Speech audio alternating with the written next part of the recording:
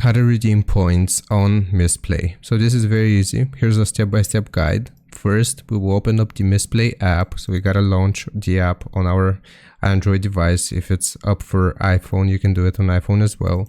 And the second step will be checking our units. So in the top right of the app, you will see your accumulated units. That's the currency.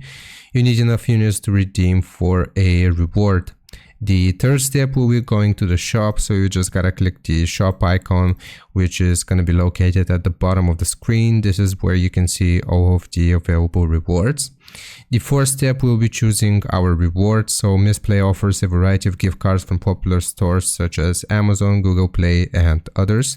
We just gotta select the one that we want. The fifth step will be redeeming. So once you've chosen your reward, you have to click on it, confirm the selection, and follow the prompts to redeem our points. And the sixth step will be receiving our reward. After we have redeemed it, Mistplay will send you an email with a code for your gift card. Delivery usually takes up to 48 hours, but can sometimes be faster.